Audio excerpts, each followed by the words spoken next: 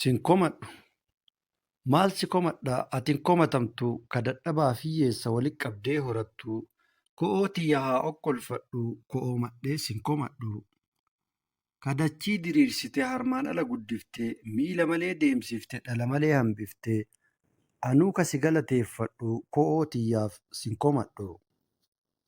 Ka uummata haraammattee bishaan tolaan obaaftee du'aa facaasiftee jiraa lafaa baaftee kennaa kan kee yoo yaadadhu ko'oo tiyyaaf sin komadhu.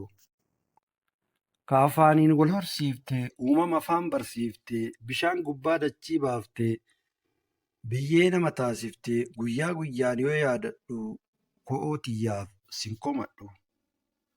Lafeef fooniin nama dhaabdee dhiigaaf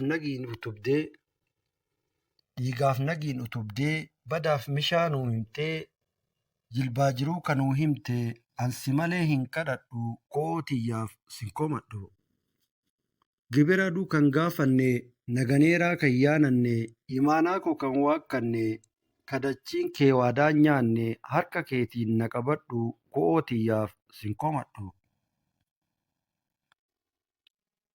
Ijaaf gatiin kafalchiiftu kenniteellee hin fixattu akka namaa shiran beektu kasiin bulee jannata keettu gaafa rakkoo kawaamadhu ko'oo tiyyaaf sin komadhu.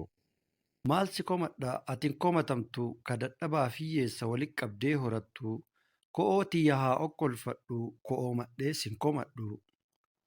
Ka dachii diriirsite harmaan ala guddiftee miila malee deemsifte dhala malee hambiftee anuu ka si galateeffadhu ko'oo tiyyaaf sin komadhu. Ka uummata haraammattee bishaan tolaan obaaftee du'aa facaasiftee jiraa lafaa baaftee kennaa kan kee yoo yaadadhu ko'oo tiyyaaf sin komadhu.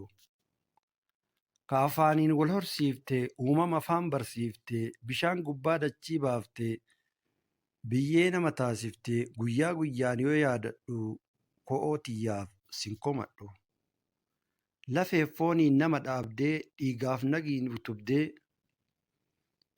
nagiin utubdee badaaf mishaa nuu himtee jilbaa jiruu kanuu himtee ansi malee hin kadhadhu ko'oo tiyyaaf sin komadhu.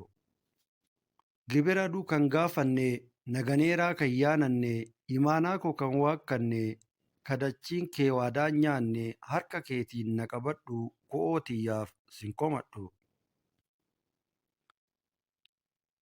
Ijaaf gatiin kafalchiiftu kenniteellee hin fixattu akka namaa shiran beektu kasiin bulee jannata keettu gaafa rakkoo kawaamadhu ko'oo tiyyaaf sin komadhu.